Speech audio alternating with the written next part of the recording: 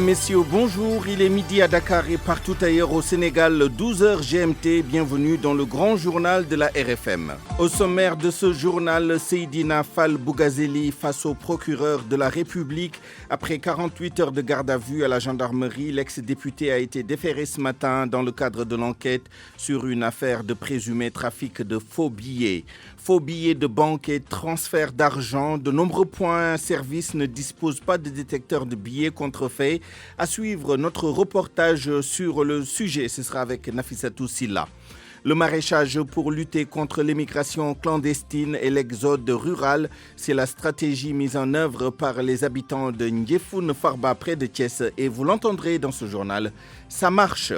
Pour les titres de l'actualité internationale, Sorna Natambaye, bonjour. Et bonjour Souleymane. Fin de la campagne électorale en Guinée-Bissau, les citoyens iront aux urnes dimanche pour choisir un nouveau président. Le candidat du PAIGC dit faire confiance à la maturité du peuple. Domingos Simões Pereira a pour principal objectif de ramener la stabilité dans le pays. Nous l'entendrons dans le journal.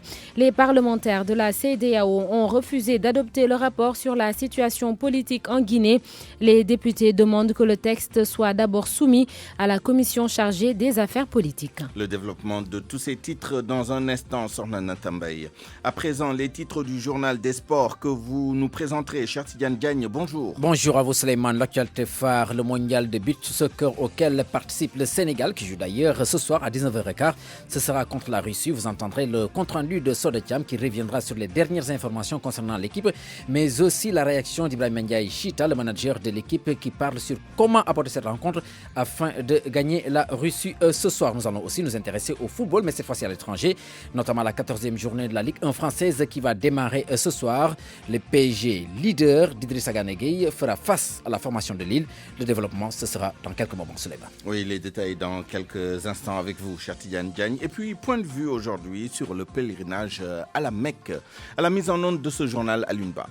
C'est ce matin donc que l'ex-député Seydina Fall alias Bougazeli a finalement été présenté au procureur de la République, arrêté et cité dans une affaire de présumé trafic de faux billets de banque. Le parlementaire qui a rendu le tablier a passé 2 jours en garde à vue à la section de recherche de la gendarmerie.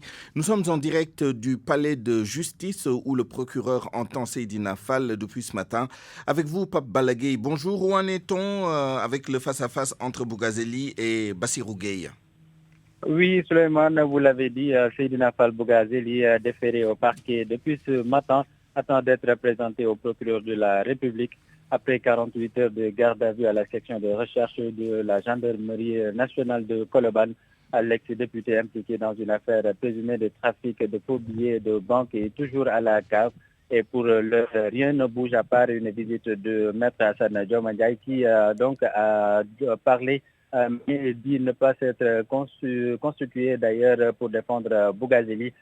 Donc on attend également l'arrivée de Maître El Hadji Diouf, son avocat, qui donc porte son parole depuis donc le début de cette affaire, qui donc certainement ne va pas tarder, mais d'après donc ce qu'il nous a dit, sans donner de détails, il peut être donc on attend donc son face-à-face avec le procureur de la République.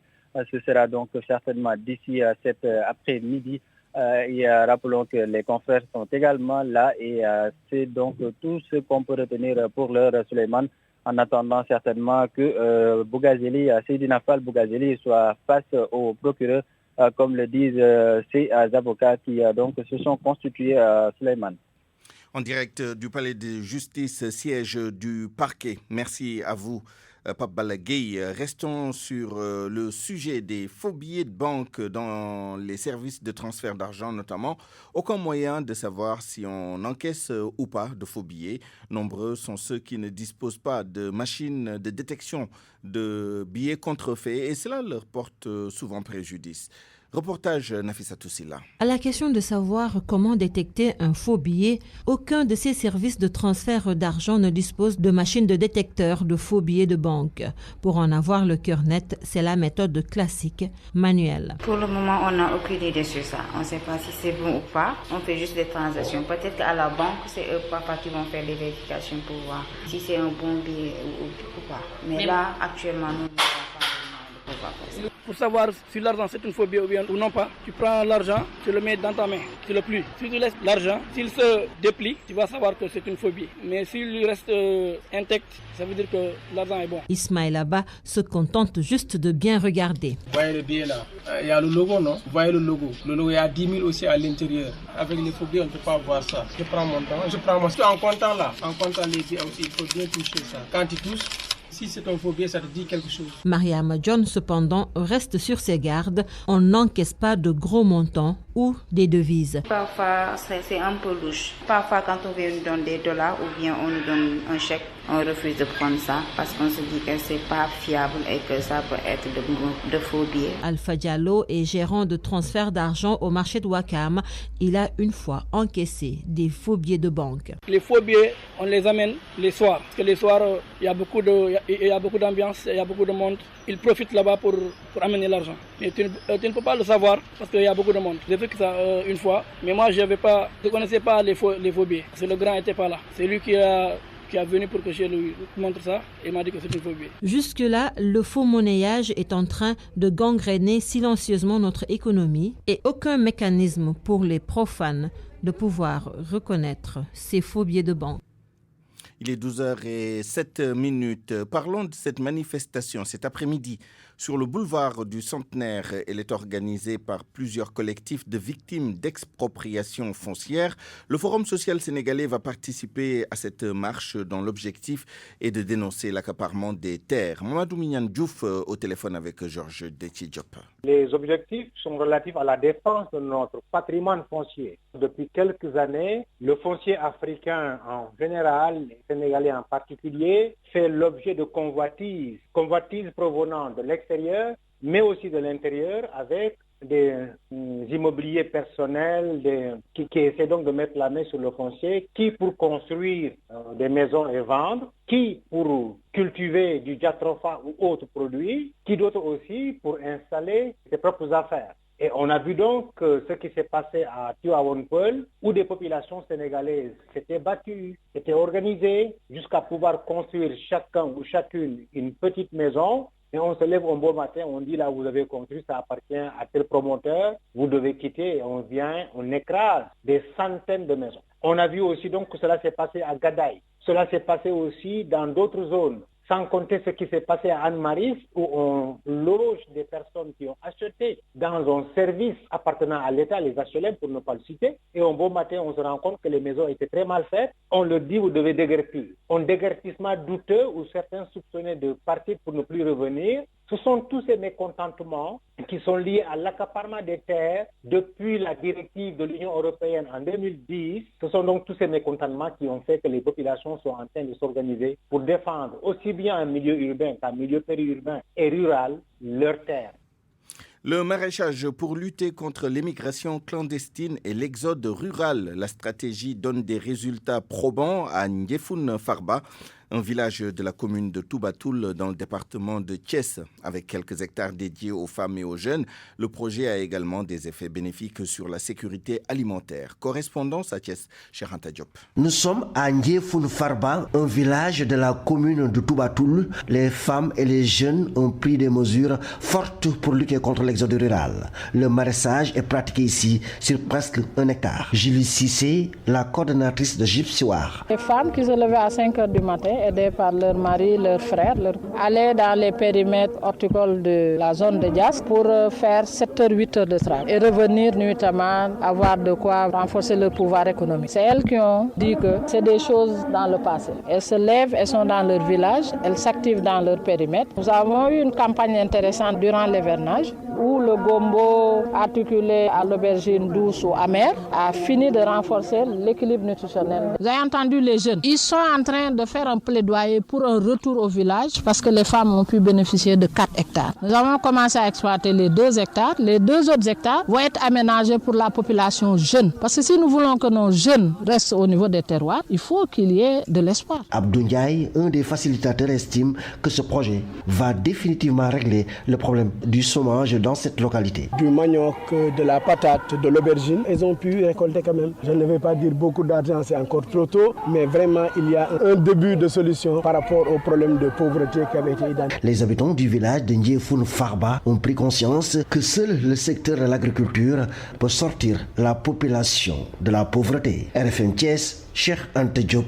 RFM, partout. Tout le temps. Un mot sur le dialogue politique. Les discussions butent sur la question relative aux coalitions. La position du pôle de l'opposition sur le sujet est qu'il faut garantir la liberté de regroupement et de mouvement des partis. Là-dessus, écoutons Déthié Fall avec Giorgio Déthié Diop. Nous sommes en train de traiter cette question très sérieuse dans le cadre de la rationalisation des partis politiques.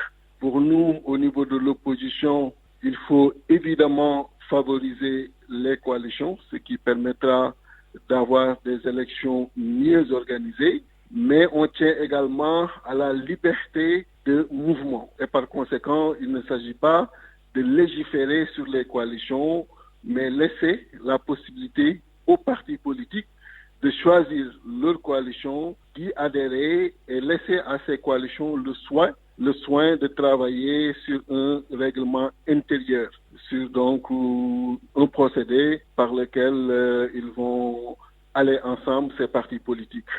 Donc on est en train de travailler sur cette question au niveau du dialogue politique. Bien évidemment, il va falloir décliner les différents types de coalitions et nous pensons qu'il y a lieu de réfléchir sur les coalitions électorales, sur les coalitions parlementaires et éventuellement sur les coalitions gouvernementales. Et pour chaque type de coalition, donc donner une définition, un mode de fonctionnement et définir ses missions tout en respectant pour nous au niveau de l'opposition cette liberté de mouvement. Évoquons à présent l'élection du président de la Chambre de commerce de Dakar. Ce sera lundi.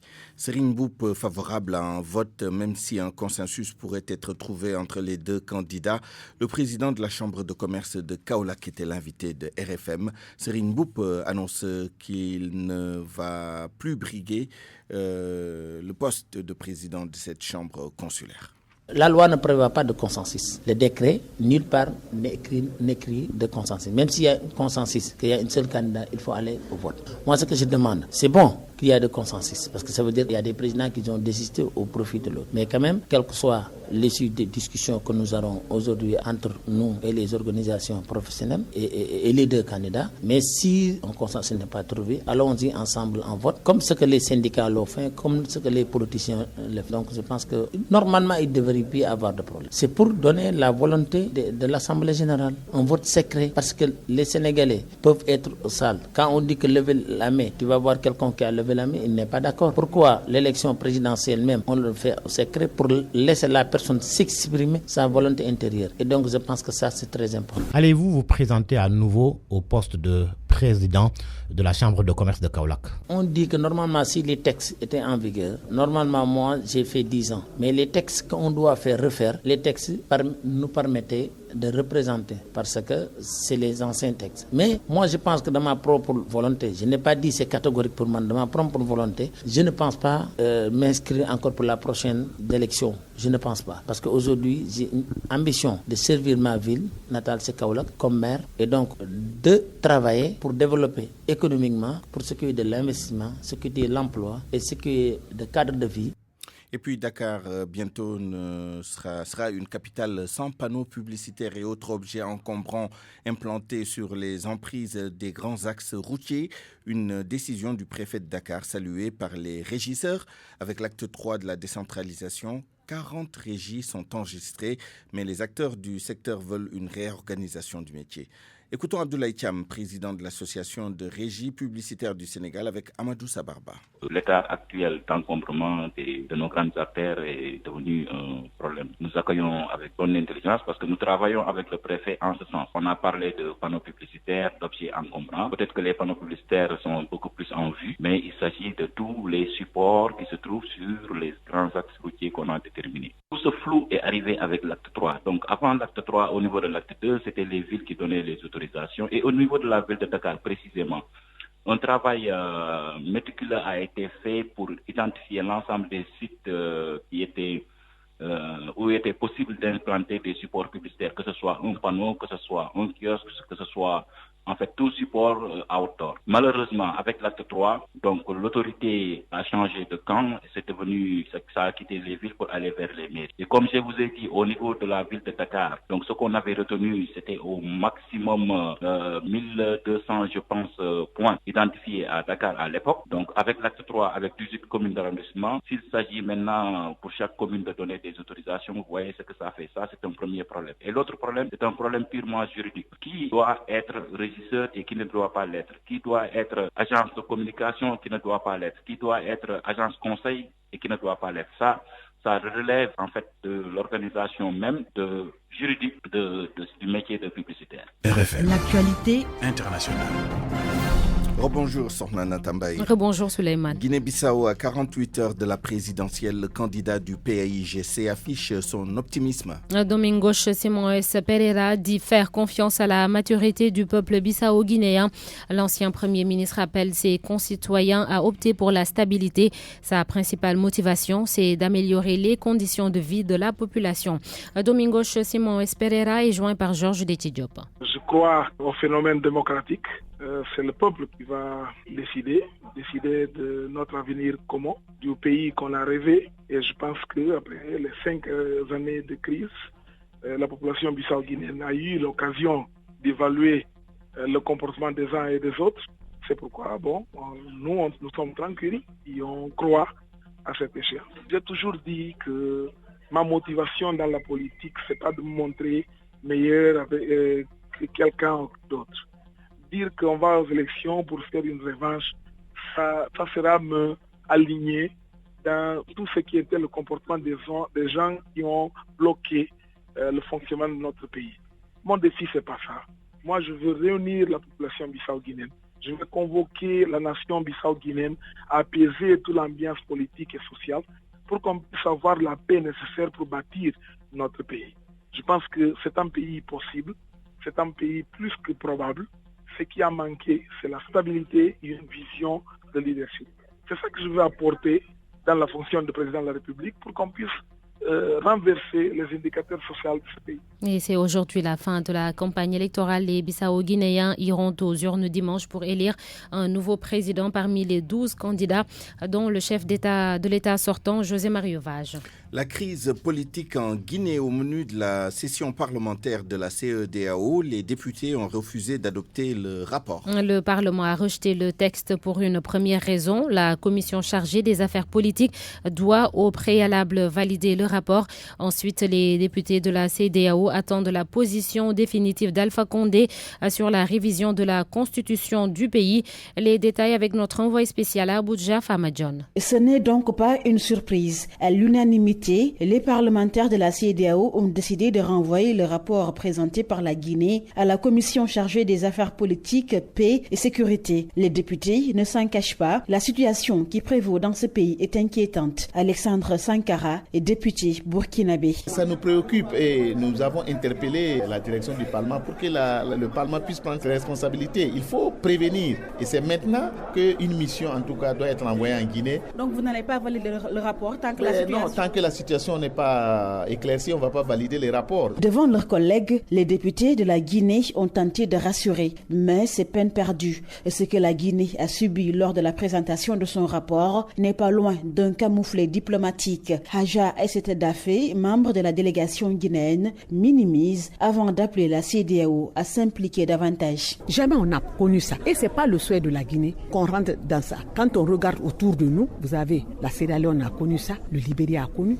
aujourd'hui le Mali connaît ça, mais la Guinée ne souhaite pas ça. Nous, on veut que la CEDEAO s'implique dans le dialogue social. Il faut que tous les acteurs concernés puissent dialoguer. La Guinée traverse une période d'incertitude politique marquée par des violences. La CEDEAO, à l'image de la Guinée tout entière, attend une déclaration du président Alpha Condé au sujet de son intention ou non de réviser la Constitution. Fama Dionou, Abuja pour RFM.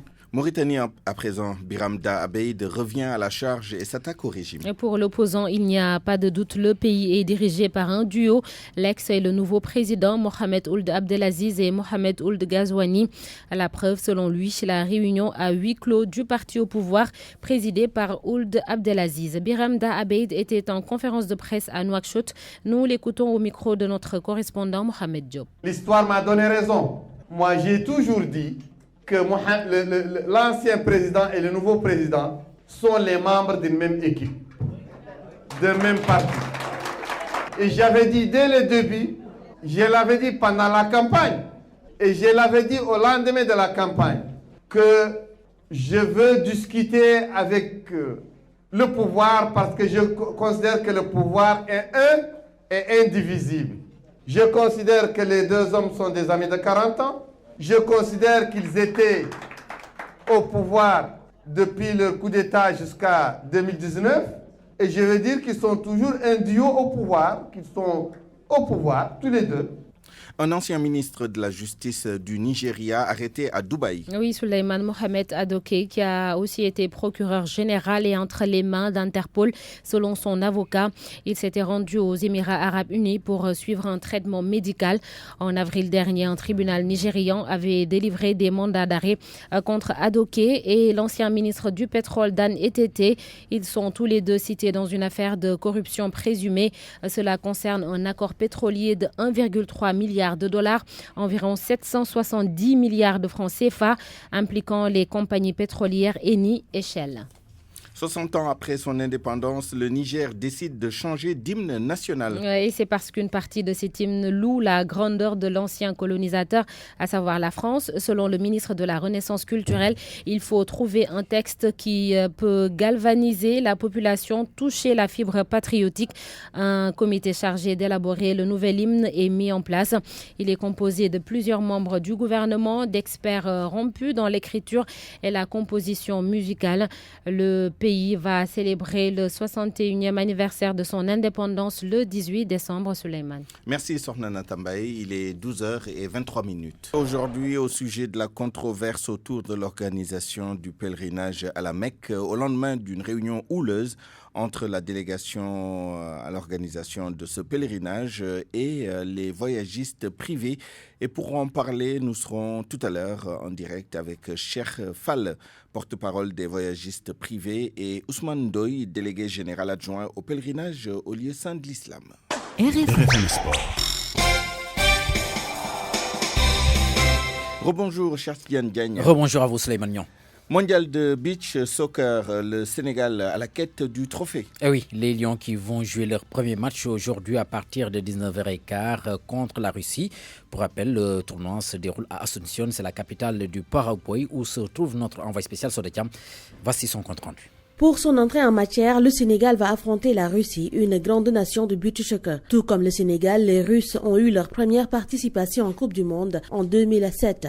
Pour cette première année, ils n'avaient pas dépassé la phase de groupe. Mais en 2008 et 2009, les Russes ont atteint les quarts de finale. Et ce fut un déclic pour eux. Les Russes ont ainsi réussi à bouleverser la hiérarchie de la discipline. La Russie remporte la Coupe du Monde pour la première fois en 2011, puis en 2013. Mais par la suite, les Russes perdent le titre de champion du monde qu'ils avaient gagné 2 fois d'affilée et terminent à la 3e place en 2015. L'édition précédente, les hommes de Mikhail Likhachev ratent Bahamas en 2017. Pour cette édition de 2019, la Russie semble signer son grand retour. La preuve, elle a remporté ses 8 matchs dans les qualifications européennes. C'est d'ailleurs la seule équipe parmi les qualifiés européens à avoir réussi à ne pas encaisser de but pendant une partie. La Russie est aussi 4 fois vainqueur de l'Euro Beach Soccer League et a remporté 2 fois la Coupe d'Europe de Beach Soccer. Alors, les coéquipiers de Alcé Ndiaye savent à quoi s'attendre ce soir à 19h15 face à la Russie. Sodetiam, Asunción, Paraguay.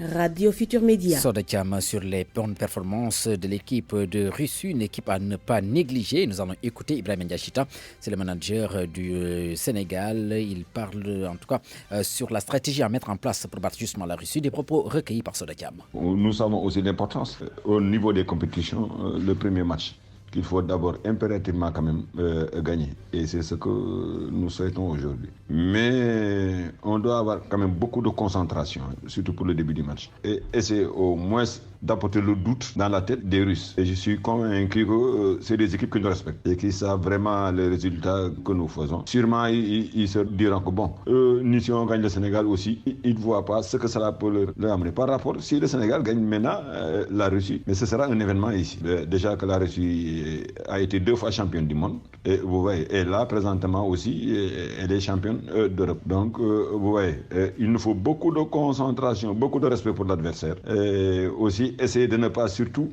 encaisser de buts. Et à chaque fois, essayer au moins d'être en avant par rapport au tableau d'affichage. Et ça, c'est très important pour une compétition comme le beach soccer. Et sur ce, quel conseil avez-vous donné aux Lions face à la Russie, une grande nation du beach soccer? Moi, je leur ai tout de suite dit les matchs là, mais bien qu'on parle de technique, de tactique et de quoi que ce soit, mais les gars, c'est du fighting. Hein. Il faut se battre techniquement, ok, physiquement, ok, mais il y a aussi le fighting. Les entraîneurs ont fini de faire ce qu'ils doivent faire. Maintenant, c'est à vous de vous battre. On ne met pas la pression. Ces matchs-là, il faut avoir l'envie de gagner et vous gagnez. Vous êtes capable, je vous dis, de gagner ce match-là. Et vous gagnez ce match-là, je vous assure que vous êtes en mesure de jouer la finale.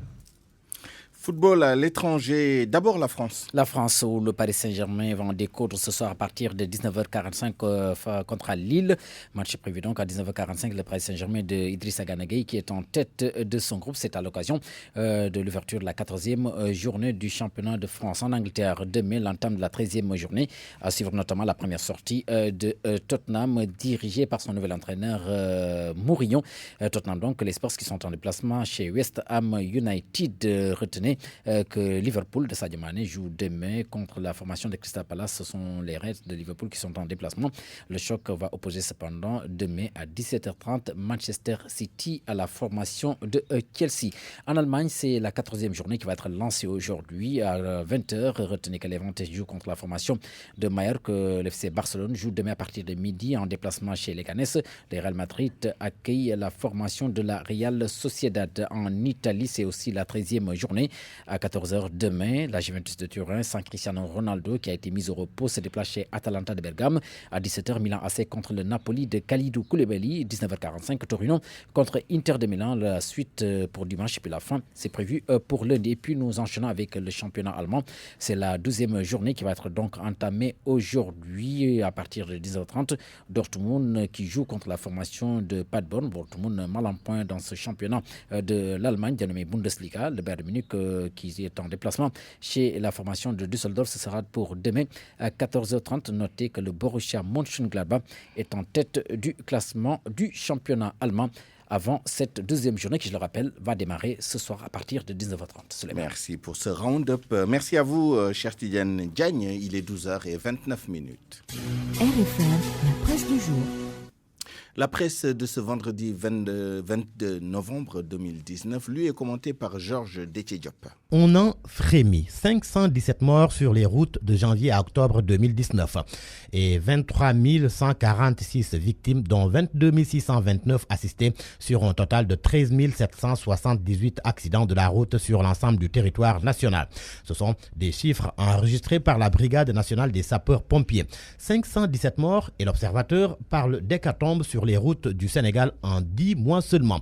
Le directeur du transport routier confie au journal que de juillet à septembre 2019, on a eu plus de 200 morts. Les chiffres des accidents de la route par région, c'est aux pages 4 et 5 de l'Observateur. L'Obs qui nous apprend par ailleurs, dans l'affaire présumée de trafic de faux billets de banque, que Seydina Fall Bougazeli sera déféré aujourd'hui devant le procureur. Ce que confirment les journaux Le Quotidien, Source A, Tribune, Les Échos et Vox Populi. Seydina Fall a été entendu une deuxième fois hier à la section de recherche de Colobane. L'Observateur rapporte que lors de son interrogatoire, Bougazeli a pleuré à chaudes larmes.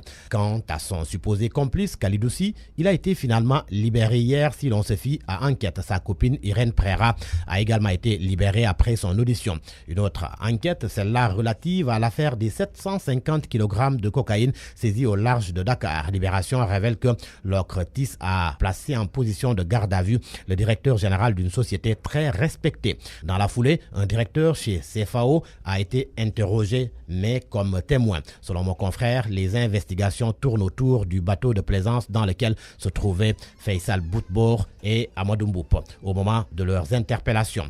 Un coup d'œil à présent dans Source A, le journal indique que le régime de Macky Sall compte s'attaquer à un corps de métier qui bientôt ne fera plus partie du décor de la capitale. Il s'agit des mécaniciens. Il a fini d'aménager 30 hectares pour le recasement à Yen, 10 hectares pour la démolition des véhicules et 10 autres hectares qui vont servir de fourrière. Selon Source A, le gouvernement et les artisans de l'automobile ont convenu d'un accord qui fasse en sorte que plus aucun mécanicien ne sera déguerpi tant que les travaux de Diamniadio ne seront pas bouclés. Seul bémol, selon mon confrère, des 15 milliards de francs CFA initialement prévus, le gouvernement n'a à ce jour casqué que 5 milliards de francs CFA. Wade parle de son âge. Les propos de l'ancien président sont à la une du journal Les Échos. À la une également de Vox Populi. Je suis devenu vieux, mais la vieillesse n'est pas une maladie. C'est un état d'esprit. L'ancien président s'exprimait à l'occasion d'une visite rendue à Pape Diop pour lui présenter ses condoléances suite au décès de son fidèle chef de cabinet, Taya Samb, visite au cours de laquelle le patron de Bok Gis s'en est pris à Macky Sall. Pape Diop met à terre Macky. C'est le titre qui barre la une de Tribune. Selon le patron de Bok Gis, Macky Sall s'inspire mal de Wade. À la une de Enquête, non-respect, gratuité, pression sur les candidats au départ, haro sur les banques. Le journal souligne que face à la cherté des services et au déficit de confiance, plus de 80% des populations se sont détournées des banques classiques. Le constat de Famara Cissé, président de l'Axis, est qu'aucune banque ne respecte l'intégralité des 19 mesures de gratuité et à maintes reprises, ils ont saisi la BCEAO, mais jamais rien n'a été fait. Seulement, le directeur national de la BCEAO confie que si un client constate que sa banque ne respecte pas la gratuité, il faut le signaler, ils vont sévir.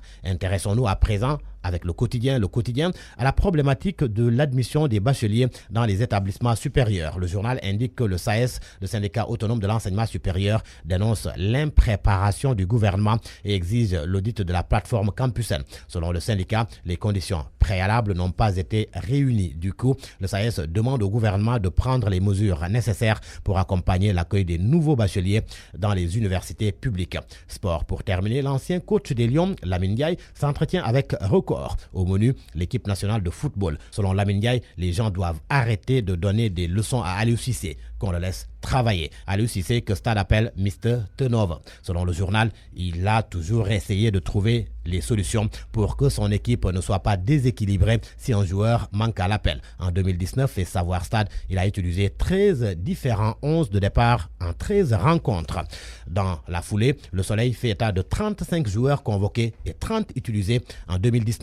Le Soleil qui affirme que Aliou Cissé cherche toujours son 11. À vos kiosques et bonne lecture. Parole aux auditeurs. L'actualité, qu'en pensez-vous ? À 12h et bientôt 34 minutes, bienvenue à Point de vue, notre rubrique qui parle d'aujourd'hui de la controverse qui entoure l'organisation du pèlerinage à la Mecque au lendemain notamment d'une réunion très tendue entre le commissaire au pèlerinage à la Mecque et son équipe d'une part et d'autre part les voyagistes privés. C'était hier à l'Institut islamique. Pour en parler aujourd'hui, nous sommes en direct avec M. Cherfal, porte-parole des voyagistes privés. Bonjour M. Fall. Bonjour. Et nous sommes également avec M. Ousmane Doye, délégué général adjoint au pèlerinage au lieu saint de l'islam. M. Doye, bonjour. Oui, bonjour. Oui, la réunion d'hier était très tendue parce que d'une part, les voyagistes privés se sont plaints de ce qu'ils ont été convoqués à une réunion dont ils ne connaissaient pas l'ordre du jour. D'autre part, ils se plaignent de la manière dont ils sont traités par le commissaire en général. Ils dénoncent notamment son autoritarisme. Ça, c'est l'un des volets du problème. L'autre volet, c'est l'agrément de l'IATA. On reviendra tout à l'heure là-dessus en profondeur. Mais sur ces deux premières récriminations, sur l'absence d'ordre du jour précis hier et sur l'autoritarisme du commissaire, du haut-commissaire, que répondez-vous, M. Ndoye ? Oui, bonjour. J'aimerais dire bonjour à Cherfal. Je connais assez bien. Dire bonjour à ceux qui nous écoutent. Vous rectifiez un tout petit peu parce qu'il ne s'agit plus de commissaire, mais d'un délégué général. Délégué général, vous avez raison. Et puis, vous me mettez mal à l'aise quand vous parlez d'autoritarisme de quelqu'un et que je dois apprécier. Je me permets de ne pas apprécier. les gens en face peuvent se permettre de dire que monsieur le délégué général est autoritaire. Ce n'est pas mon point de vue et je suis incapable de répondre de ce point de vue-là. Alors, je voudrais également tout de suite mettre une précision sur le débat d'hier, parce que je pense que c'est ça l'affaire. Hein. Il faut être très direct et très franc. Il s'est passé un événement malheureux hier. C'est des membres d'une même famille, donc on appelle la communauté du Hajj d'ailleurs, qui ont eu des difficultés à se parler. Et je pense qu'il faut bien le prendre, hein, aussi bien du côté de l'ADGP que du côté des associations privées, parce que on ne peut pas empêcher quelqu'un d'avoir des états d'âme et de les manifester. Et de la même manière, il faut admettre et accepter, n'est-ce pas, que d'autres qui n'ont pas les mêmes conceptions prennent des positions contraires aux autres. Je pense que si on prend la chose comme ça, le débat, il est réglé. Les gens sont venus, ils ne sont pas d'accord sur les procédures qui ont été engagées, la manière d'entamer des négociations, ou en tout cas une réunion. Ils ont manifesté leur état d'âme, ils sont partis, il faut l'accepter. Quand ils sont partis, d'autres sont restés. La réunion a continué à se tenir. Il y a eu des échanges. Il y a eu des décisions importantes qui sont annoncées.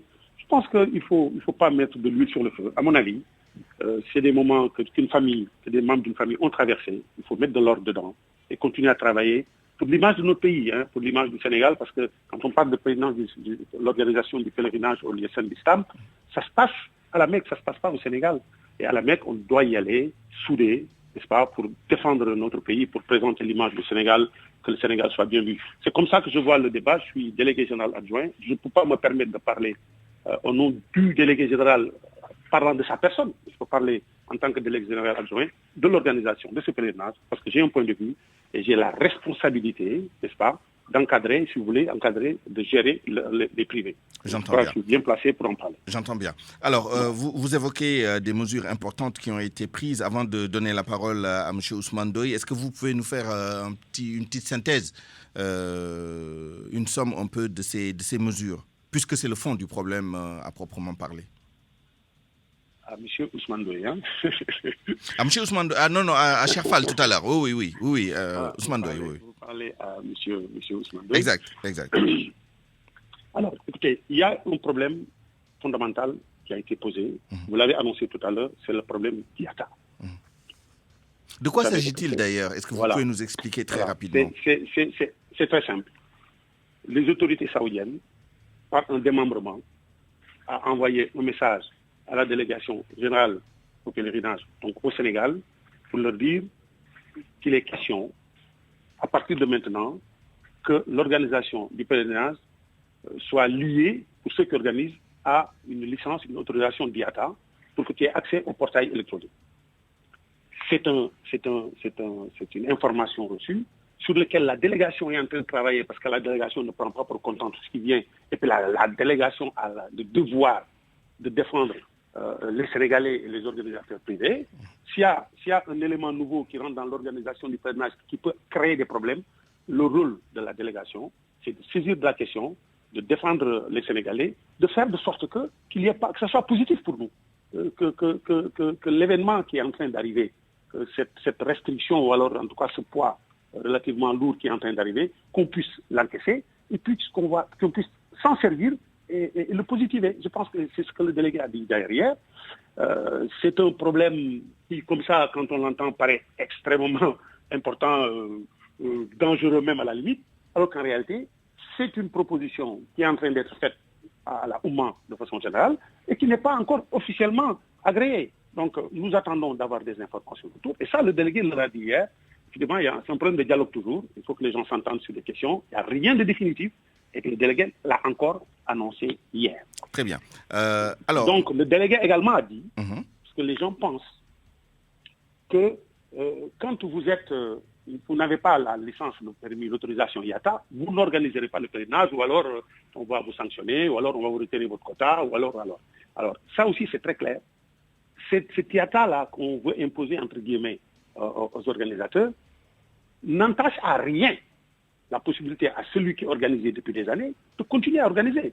Il faut simplement voir leur organisation en tant que telle, en tant qu'association, le regroupement, pour voir comment prendre cette mesure et positiver la mesure qui est prise. Donc ça également, le délégué l'a dit officiellement hier, ceux qui étaient présents l'ont bien entendu, il ne faut pas que l'IATA nous perturbe, ce n'est rien du tout, parce que ça ne change en rien nos organisations, la façon de donner les quotas, la façon de les encadrer, la façon de vous accompagner, ça ne changera en rien ce que nous sommes en train de faire. Très bien, c'est entendu.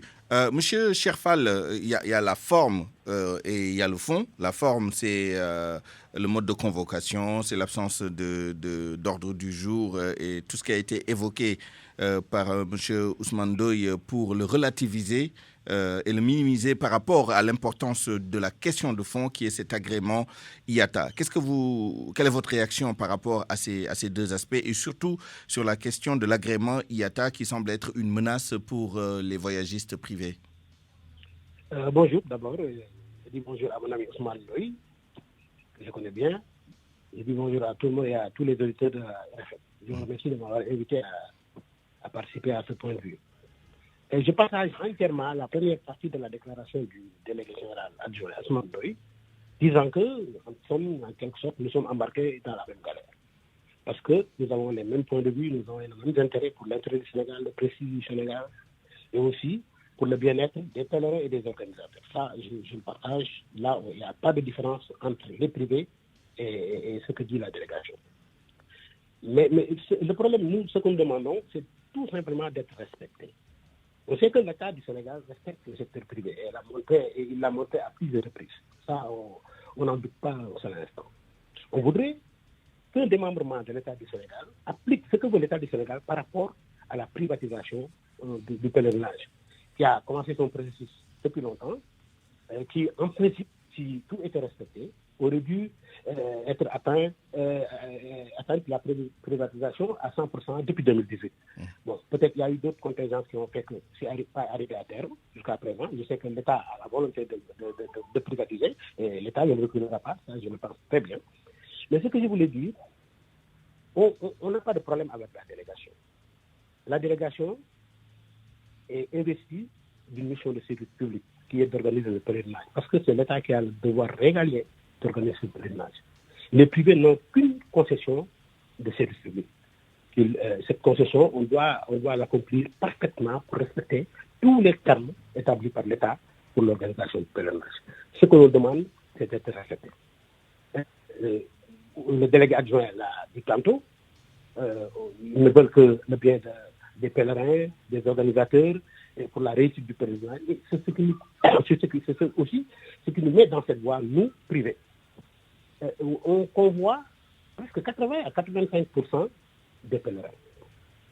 Donc, on a une certaine importance, en tout cas, jusqu'à nouvel ordre, dans ce pèlerinage-là. C'est-à-dire, 9 000, 8 000, 9 000 sur... 11 000. En tout cas, l'année dernière, sur les 12 860 pèlerins, officiellement, on a transporté 11 000 et la délégation a transporté 1860. Donc, on doit le prendre en considération. Et s'il y a des décisions à prendre, on les prend ensemble. Nous, ce que nous voulons, c'est que la délégation soit la délégation générale du pèlerinage sans exclusive pour tous les musulmans du Sénégal. C'est ce que l'on demande. C'est ce que le délégué général vient de dire aussi, mais on n'en demande pas mieux. Si on se concerte, s'il y a des problèmes, par exemple, s'il y a un problème qui vient de l'extérieur, la délégation représente l'État du Sénégal. Donc, a le devoir de se faire face à ces problèmes et voir comment on les règle. Alors, soyons clairs. En l'occurrence, sur cette question de l'agrément IATA que l'Arabie Saoudite semble poser comme préalable ou condition à l'inscription des pèlerins par des privés, vous voulez que la délégation défende les intérêts du Sénégal comme un ensemble, c'est-à-dire public et privé ensemble pour dire non. Oui. Non, même si ce n'est pas pour dire non, pour montrer aux Saoudiens... Mais vous êtes 286 organisations privées, tout le monde n'est pas susceptible d'avoir cet agrément. Il y aura donc des gens qui vont être laissés en rade. Certainement. Même si ce n'est pas pour dire non, au moins, la délégation doit savoir qu'elle représente l'État du Sénégal. Donc les Sénégalais, organisateurs privés, organisateurs publics, pèlerins des privés, pèlerins du public, la délégation représente l'État du Sénégal. Même si ce n'est pas pour dire non, se concerter. Par exemple, la délégation reçoit une note. On nous a dit que la délégation a reçu une note venant de l'Arabie Saoudite. La première chose à faire, c'est de convoquer les acteurs, d'en discuter avec eux et de voir même l'origine de la note. Mais M. Fall, c'est ce qui a été fait hier. Attendez. De faire le parallélisme des formes entre la note qui était sortie antérieurement pour dire qui devait organiser le pèlerinage et cette note qui vient, qui dit autre chose. D'abord, c'est la première chose à faire. Décortiquer l'origine de la note, décortiquer tout ce qu'il y a à l'intérieur et l'impact de la note sur ce qui doit se faire ultérieurement si ça devait s'avérer. C'était avéré. Ça, il fallait le faire avec l'ensemble des organisateurs, c'est-à-dire l'ensemble des acteurs du pèlerinage. C'est ce qu'on demande. On ne demandait pas autre chose. Mais la note, on nous l'a balancée par mail, directement nous demandant de nous conformer à ça. C'est ce que vous appelez l'autoritarisme du délégué général. Bon, je ne peux pas parler d'autoritarisme. De toute façon, ce que je dis, c'est que si on nous avait appelé comme on est les acteurs... C'est un mot que vous avez utilisé hier lors de la réunion. Comment? C'est un mot qui a été soulevé hier lors de la réunion. Bon, les gens vont juger. Peut-être le mot a été utilisé parce que, quand le mot a été utilisé, c'est parce qu'à un certain moment, nous avons entendu au niveau de la délégation, le délégué, dire que celui qui sort de la salle, parce qu'on avait le droit de prendre une certaine attitude. On devait nous demander, ou bien essayer de savoir pourquoi on a pris cette attitude. Quand on sortait, tout le monde a entendu quand même, ça, on ne peut pas le nier, le délégué dire, celui qui sort de la salle, je lui retire son quota. Appelez cela comme vous voulez, mais en tout cas, ça, on l'a entendu.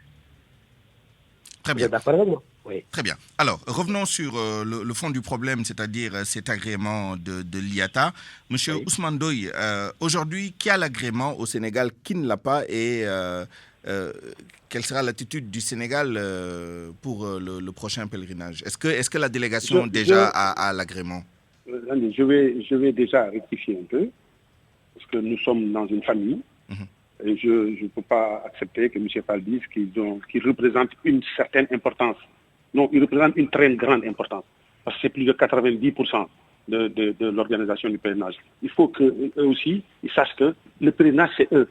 Le Sénégal devrait à terme, parce que lui-même il a dit, les encadrer. C'est ça l'idée. Le Sénégal, les autorités ont décidé de privatiser. La privatisation totale du pèlerinage. Ils ont décidé cela. Si on n'est pas arrivé, c'est qu'on n'a pas encore atteint les objectifs qu'on cherche avant d'appliquer la mesure à 100%. Très bien. Il y a des difficultés. Nous y allons à petits pas. C'est finalement, je le répète tout le temps, c'est l'image du Sénégal qui est en jeu. Alors, avant de confier cette image à des privés, il faut bien regarder, bien poser, définir les cahiers de charges, définir les thèmes de référence, y aller pour qu'il n'y ait pas de soucis pour notre pays. On a confiance en nous parce qu'on est dans la même famille. Mais n'empêche que notre rôle, le rôle du Sénégal, c'est pas d'aller organiser des voyages, c'est de superviser, de contrôler, d'organiser tout ça. Ça, je voudrais mettre un peu d'ordre. Par rapport à vous également, vous avez dit, peut-être qu'on laisserait des gens en rade. Il faut arrêter également de penser cela. Je le dis tout à l'heure, personne ne sera laissé en rade. Nous, délégation générale au pèlerinage, nous devons nous organiser pour que tous les organisateurs sérieux restent dans l'organisation du pèlerinage. Donc, que tu es IATA, que tu ne l'es pas, nous, ce que nous voulons, c'est que les gens responsables, sérieux, qui sont dans le pèlerinage depuis un certain temps, continuent à y être, mais d'une manière un peu mieux encadrée. Maintenant, je reviens à votre question. Vous parlez Wolof, le nombre d'agences qui a l'autorisation IATA, vraiment, moi, pour que je réponde à cette question, ça va être très compliqué. Mais je sais qu'il y a à peu près 14 qui se sont manifestés, qui sont dans l'organisation du pèlerinage, qui ont leur agrément IATA. Bon, ils ont leur agrément IATA, c'est très bien, les autres vont chercher leur agrément IATA, mais je rappelle, pour dire à mon ami Cheikh Fall, que on vous a donné une information par email, mais ça n'a pas empêché la délégation à rester en contact avec les autorités saoudiennes pour en savoir plus et faire de sorte que quand on va appliquer cette nouvelle règle, que ça ne fasse pas mal. Alors, croyez-moi, nous travaillons là-dessus depuis un certain temps et il y a le Karim. Nous avons espoir que nous trouverons toujours une solution. Il faut positiver la chose. C'est comme ça qu'il faut faire. Quand on la positive, on aura de bons résultats. Mais si on la prend comme un poids, ça va nous gêner et on risque d'être bloqué. Merci. Voilà. Merci à vous, Ousmane Ndoye, délégué général adjoint au pèlerinage à la Mecque. Le dernier mot à Cheikh Fall. Oui, je voudrais faire une petite observation. Pour conclure, oui. Oui, parce que M. Ndoye vient de dire, effectivement, quand ils ont reçu, ils sont en contact avec les autorités saoudiennes pour voir comment ils vont régler ce problème-là. Ça, on ne le savait pas. Et les mails, on les a reçus depuis combien de temps? Presque un mois. On n'en a pas parlé avec nous. On devait nous appeler, essayer de décortiquer ce qu'il y a dans cette note, quels sont les impacts que cette note peut avoir sur le portail électronique, quels sont les impacts que cette note peut avoir sur l'organisation du pèlerinage et sur les organisateurs privés, parce qu'on ne savait pas. M. Ndoye vient de dire qu'effectivement, il n'y aura pas de changement. Ça n'empêche pas les organisateurs d'organiser. Effectivement, mais dans quelles circonstances et dans quelles conditions, Très bien. Dans quel contexte on va organiser? Il faut en discuter. Est-ce qu'on peut organiser dans n'importe quel contexte? Non, ça, on ne l'accepte pas. Très bien. Il faut qu'on discute. On est embarqué dans la même galère. Le délégué général doit être le délégué sans exclusif de tous les pèlerins musulmans, tous les organisateurs musulmans pour le pèlerinage. Il doit discuter avec nous, parler avec nous. Nous vous avons bien entendu. Nous avons bien entendu. Hier, lors de la réunion d'hier, qu'on a appris par la bouche du délégué, qu'ils sont en contact avec les autorités saoudiennes pour voir. Mais M. Ndoye ne vous a pas dit. Et c'est ce que vient de dire M. Ndoye. Je vais vous dire, oui, il y a hier. Alors qu'on a reçu les mails pour ces observations, pour ces informations depuis longtemps. M. Ndoye ne vous a pas dit que le délégué a réuni, a convoqué, en fait, apparemment, des personnes dont on dit qu'elles disposent de l'agrément IATA pour discuter avec elles et en fait des têtes de liste. Et dans quelles conditions? Alors, on devait en discuter avec les acteurs du pèlerinage que nous sommes. Alors, par devoir d'équilibre, je vais lui donner la parole vraiment pour 30 secondes pour répondre sur ce dernier point, s'il le souhaite. Et on vous retrouvera tous les deux dans l'édition en Wolof pour la suite de ce débat. Oui, 30 secondes. Oui. Je n'ai pas dit qu'on a autorisé à 14 agences. Moi, il pose une question. Je vous ai dit, je pense qu'il y a à peu près 14 agences. Non, il ne dit pas ça. Il dit que ce que vous ne nous avez pas dit, c'est que le délégué général a reçu un certain nombre d'agences, de voyagistes privés qui ont déjà leur agrément. Je ne suis pas sûr. Très bien. Ça veut dire que vous n'étiez pas au courant. En tout cas, merci beaucoup. C'est votre réponse et c'est très clair.